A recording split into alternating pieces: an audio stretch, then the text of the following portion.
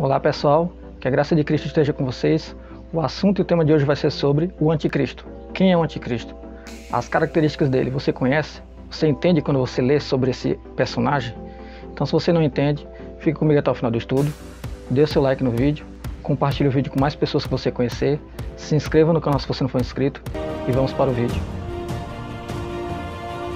Então pessoal, nós vamos iniciar esse estudo, a partir de Daniel capítulo 7, verso 8. Vai estar dizendo assim: estando eu a considerar os chifres, eis que entre eles subiu outro chifre pequeno, diante do qual 3 dos primeiros chifres foram arrancados, e eis que neste chifre havia olhos como os de homem, e uma boca que falava grandes coisas. Daniel capítulo 7, versos 20. E também a respeito dos 10 chifres que tinha na cabeça, e do outro que subiu, e diante do qual caíram 3, isto é, daquele chifre que tinha olhos, e uma boca que falava grandes coisas, e cujo parecer era mais robusto do que os dos seus companheiros. 21, verso 21. Eu olhava, e eis que este chifre fazia guerra contra os santos e prevaleceu contra eles. Aí vamos pular para o verso 24, do capítulo 7 de Daniel. E quanto aos 10 chifres daquele mesmo reino, se levantarão 10 reis, e depois deles se levantará outro, o qual será diferente dos primeiros, e abaterá a 3 reis. 7:25. E proferirá palavras contra o Altíssimo, e destruirá os santos do Altíssimo, e cuidará em mudar os tempos e a lei. E eles serão entregues na sua mão por um tempo, e tempos e metade de um tempo. Aí agora alguns detalhes que eu separei para ler com vocês aqui, citações minhas. O anticristo surge no quarto reino, que é o quarto reino que vai surgir ainda nesse mundo, e se levantará da terra. O animal terrível, com dentes de ferro e unhas de bronze, esse quarto animal. Nesse animal haverá 10 chifres, e o anticristo, que aqui em Daniel é chamado de chifre pequeno, sobe depois deles e entre eles. Então, primeiro surgem 10 e ele vai surgir depois desses 10, e não junto com eles, nem antes deles, como alguns interpretam por aí. Ele será mais robusto que os 10 primeiros. 3 chifres serão arrancados diante dele, quando ele subir, Ele guerreará contra os santos, magoará os santos e os vencerá. Ele será arrogante, blasfemará contra Deus e cuidará em mudar tempos e a lei. Lei e tempos aqui pode estar relacionado não a calendário, como a gente comumente pensa, mas a festas que esse anticristo estabelecerá no período do seu reino, festas idólatras, porque essa palavra lá vai estar no sentido assim de festas fixas, Lá nas festas bíblicas do Antigo Testamento, as 7 festas que Deus instituiu para Israel, que é um assunto que eu vou fazer depois, porque aponta para coisas proféticas. O livro de Daniel foi escrito em parte em hebraico e aramaico, só que é boa parte em aramaico. Então a palavra lá está em aramaico, ela equivale para festas, só que está escrito em aramaico. Colocando no hebraico, ficaria também uma outra pronúncia, só que no hebraico. Então a pessoa, porque a pronúncia é diferente, ele pensa que está falando de calendário, mas na verdade pode ser de festas mesmo. Outra citação que nós vamos ler está aqui em Daniel capítulo 8, verso 8. E o bode se engrandeceu sobremaneira, mas estando na sua maior força, aquele grande chifre foi quebrado, e no seu lugar subiram outros 4 também notáveis para os 4 ventos do céu. E de um deles saiu um chifre muito pequeno, o qual cresceu muito para o sul, e para o oriente, e para a terra formosa. E se engrandeceu até contra o exército do céu, e alguns do exército e das estrelas lançou por terra e os pisou. E se engrandeceu até contra o príncipe do exército, e por ele foi tirado o sacrifício contínuo, e o lugar do seu santuário foi lançado por terra.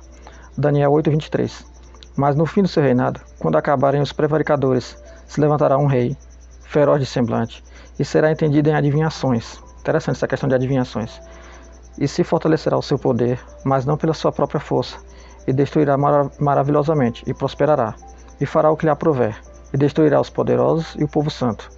E pelo seu entendimento também fará prosperar o engano na sua mão, e no seu coração se engrandecerá, e destruirá muitos que vivem em segurança, e se levantará contra o príncipe dos príncipes, mas sem mão será quebrado.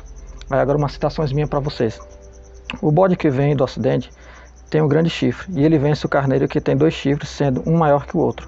No auge da sua força, o chifre grande do bode é quebrado, e nascem 4 no lugar. Esse chifre grande, no caso do bode, é o Alexandre o Grande. E os 4 que vêm depois dele são os 4 generais. De um desses 4, que corresponde a toda a extensão do Império Grego dividido para os 4 confins da terra, os 4 generais, sairá um chifre muito pequeno, que é o anticristo, aponta para o anticristo. Ele se engrandecerá para o sul, para o oriente e para a terra gloriosa. Se engrandecerá também contra o próprio Deus e o seu povo, que no texto são chamados de exército do céu e príncipe do exército. Tirará o tão falado sacrifício contínuo, que explicarei melhor o significado em outro vídeo e eu vou explicar melhor esse significado do sacrifício que vai ser tirado, né? Tem que ser um vídeo à parte só para isso. Ele estabelecerá a abominação desoladora, né? Quando for tirado o sacrifício contínuo. Será um rei feroz de semblante, entendido em adivinhações, o que aponta para a atividade do falso profeta.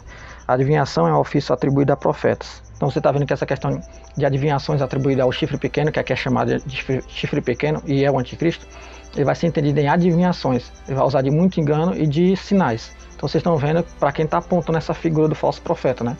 Que lá em Apocalipse. Se fará o que aprover, destruirá muitos, será forte, mas não pela sua própria força, mas pela autoridade recebida do próprio Satanás. Ele vai ser tipo ungido. Tipo não, ele vai ser ungido.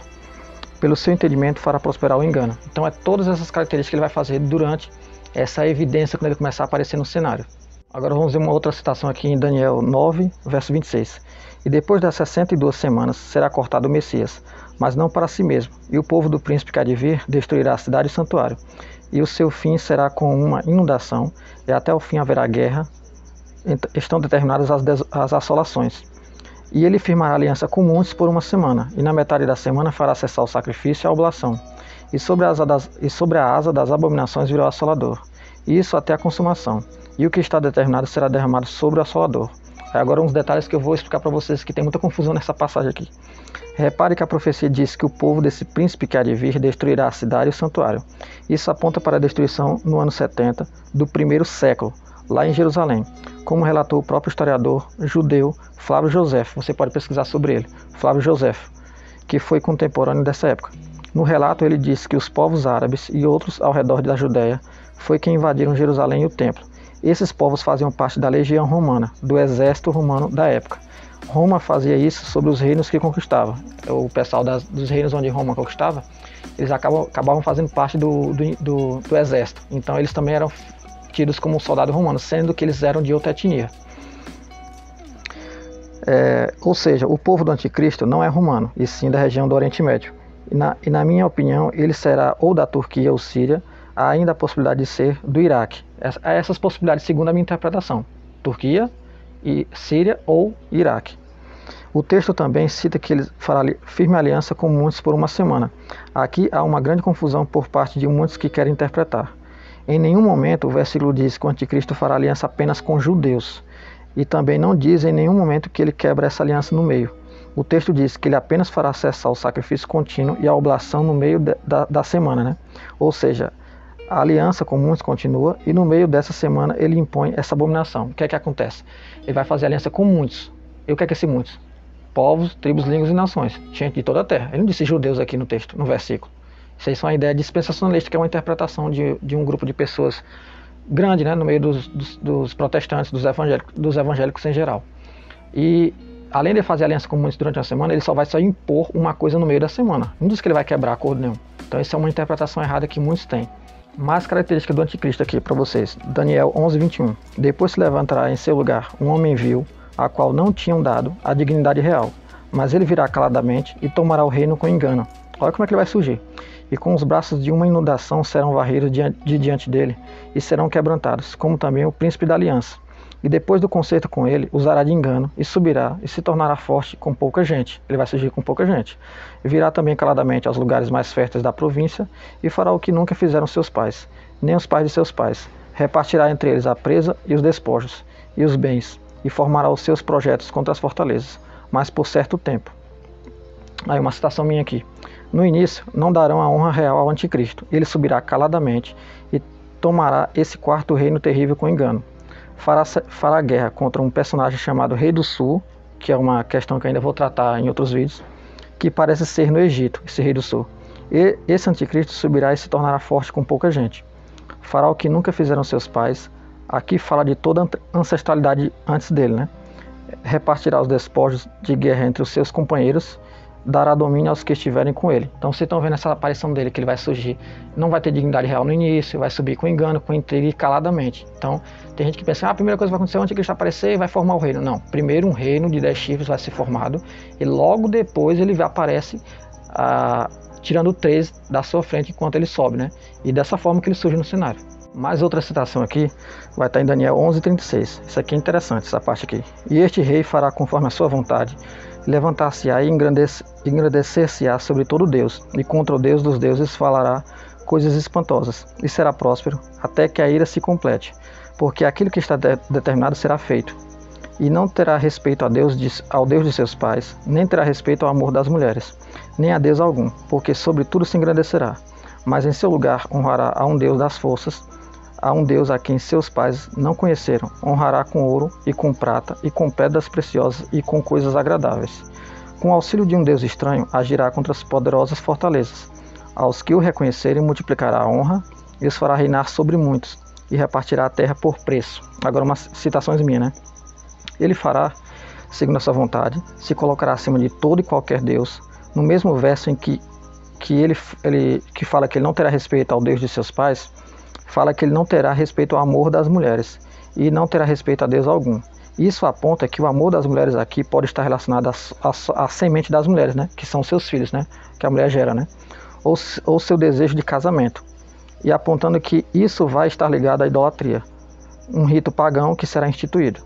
Como, por exemplo, o sacrifício de menores, se é que você me entende o que eu estou falando, sacrifício de menores, e imoralidades que perverterão a ideia pura de casamento. Então essa questão da não terá respeito ao amor das mulheres pode estar ligada a essa questão idólatra aqui, envolvendo sacrifício de menores, como também a perversão da instituição chamada casamento, né? A pureza do casamento conforme a Bíblia apresenta.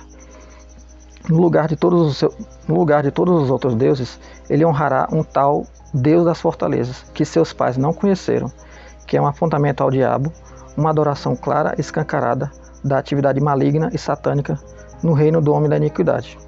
Esse Deus será adorado com todo tipo de objeto precioso e coisas agradáveis. Ele agirá com o auxílio desse Deus, ou seja, com seu poder, ele será ungido por ele. Isso aqui aponta lá para Apocalipse, em capítulo 18, que vai falar sobre todos os objetos de idolatria que vão estar descritos na Grande Babilônia. Então você está vendo apontamento ligando isso aqui, a adoração a esse Deus estranho, que é o próprio Satanás, que vai ser adorado pelo anticristo, vai ser honrado por ele. E esse Satanás é o mesmo que vai ungir esse anticristo para ter todo esse domínio, esse reino e fazer todas essas feitorias, né? Agora vamos ver no Novo Testamento, né? Só algumas citações para vocês verem, para conectar os assuntos dessa figura do anticristo. 2 Tessalonicenses capítulo 2, verso 9. A esse cuja vinda é segundo a eficácia de Satanás, com todo o poder e sinais e prodígios de mentira, e com todo o engano da injustiça para os que perecem, porque não receberam o amor da verdade para se salvarem. E por isso Deus lhe enviará a operação do erro, para que creiam a mentira. Apocalipse capítulo 13, verso 13, que eu já fiz um estudo sobre isso. E faz grandes sinais, de maneira que até fogo faz descer do céu à terra, à vista dos homens.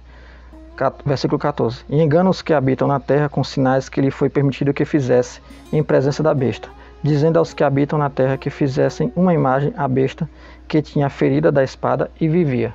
Aí agora uma citação minha sobre essa questão desses versos que eu li para você, né? Você vê para o que é que Paulo e o texto está apontando. Paulo diz claramente que o aparecimento do anticristo será com prodígios de mentira, poder, sinais e segundo a eficácia de Satanás, e com todo o engano da injustiça para enganar a muitos. As mesmas características descritas no falso profeta que aparece na segunda besta que sobe da terra. É a segunda besta que impõe a marca e que faz os sinais de até descer fogo do céu à terra.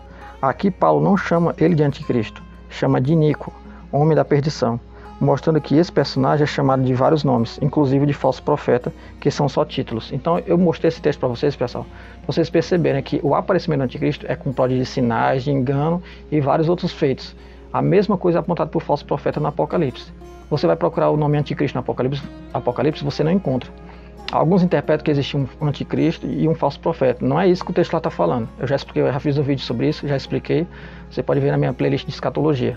Mas aqui você está vendo, Paulo chama ele aqui de o homem da iniquidade, homem da perdição. Não chama de anticristo. Então são só apelidos para esse ser. E eu espero que vocês tenham entendido. São as características, eu acho que foi um estudo rico. Dificilmente você vai ver alguém dando tanto detalhe como eu dei aqui nesse vídeo.